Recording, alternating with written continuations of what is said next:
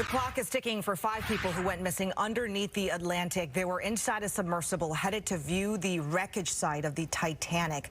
The local tie is that the missing submersible was built by Everett-based company OceanGate Expeditions. The submarine-type boat disappeared yesterday at a depth of roughly 13,000 feet, about 900 miles east of Cape Cod. This is truly a race against time. Officials say the submersible has a limited supply of oxygen left, so they need to find it quickly. Fox 13's Alejandro Guzman joins us now from Everett as we're hearing from a retired Navy admiral weighing in. He says this situation very concerning. Allie?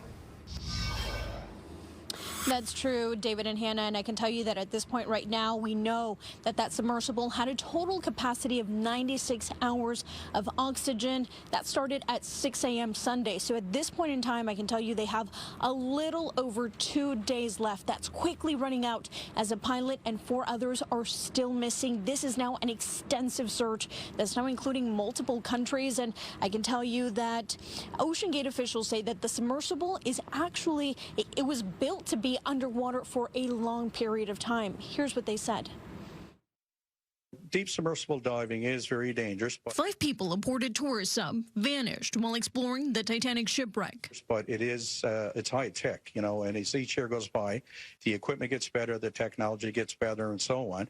So I'm very hopeful and very positive. The Coast Guard launching a search after the Everett-based OceanGate Expeditions, a private company which organizes deep-sea explorations, confirmed the team made up of researchers and tourists never resurfaced.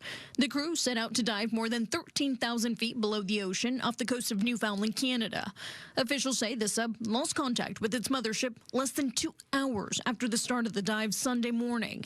At the time, the vessel was believed to be about 900 miles east of Cape Cod. Right now, our capability is limited to sonar buoys and listening for sounds, you know, we're working very hard to increase the capability. Commercial vessels are helping with the search operation, which is underway both on and under the water using air, sea, and sonar resources. It is a remote area, and it is a challenge to conduct a search in that remote area, but we are deploying all available assets to make sure that we can locate the craft and rescue the people on board. It's a very difficult operation.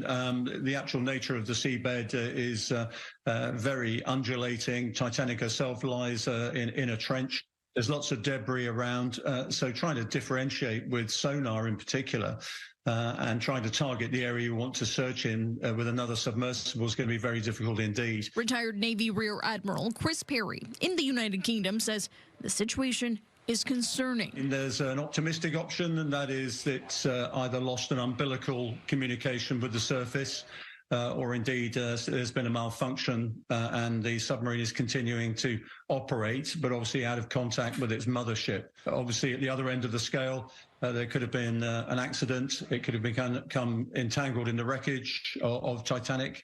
It could indeed have had a catastrophic failure. The answer is we don't know just yet. OceanGate officials telling Fox News that the submersible was built in such a way that if there was a problem, it would float to the surface automatically. Now, there is still a lot of unknowns as the search is still underway, though.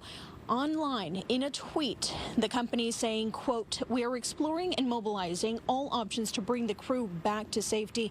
Fox 13 has reached out to the company multiple times today and have not yet heard back. We'll keep you posted as we continue to learn more about this ongoing search. For now, live in Everett, Alejandro Guzman, Fox 13 News.